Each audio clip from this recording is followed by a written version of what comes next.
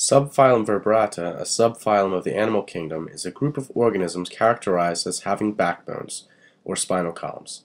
There are approximately 58,000 species of vertebrates, making up 5% of the animal kingdom. These species are further broken down into 5 major classes. The first of which is class Agnatha, a group of jawless fish including lampreys and hagfish. Their name, Agnatha, comes from the Greek for no jaws. Other than having no jaw, the organisms of class Agnatha have no paired fins and no identifiable stomach.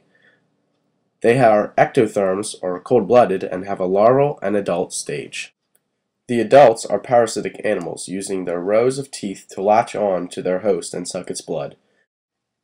Now time to move on to the next class, the chondrothites. This class is known as the cartilaginous fishes, as they are cartilage instead of bone. In addition to that, they have no rib cage either. This class is made up of sharks, rays, and skates, which constitute the subclass Elasmobranchi, and the chimera, which are in the subclass Holocephali.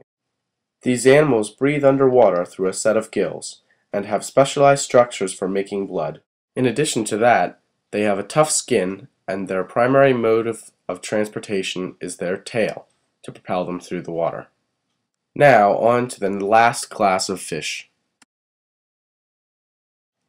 This class is known as the bony fish, as they have skeletons made of bone. This is the largest class of vertebrae, and is divided into 2 further categories, the ray-finned fish and the lobed-finned fish.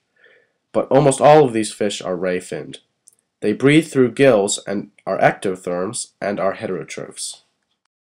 Next we have the amphibians, which are capable of either living on land or in water. Class Amphibia includes frogs, toads, salamanders, newts, and caecilians, which are all ectothermic heterotrophs that undergo metamorphosis. These 4-legged animals also lay their eggs in water. Now onto the classes of land animals. The first of which is class Reptilia.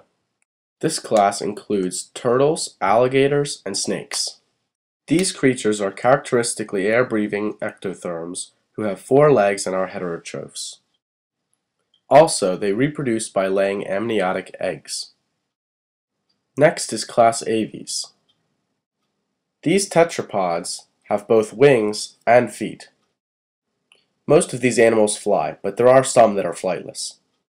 Further characteristics are their high metabolic rate, 4-chambered heart, and strong but light skeleton.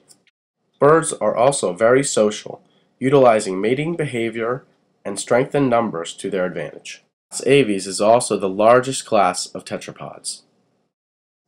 Finally, on to class Mammalia, our class. What makes us mammals are the presence of fur, sweat glands, mammary glands, and a neocortex in the brain. Otherwise, we are endothermic and have a complex circulatory system and 4-chambered heart. We are further broken down into monotremes, marsupials, and placentals.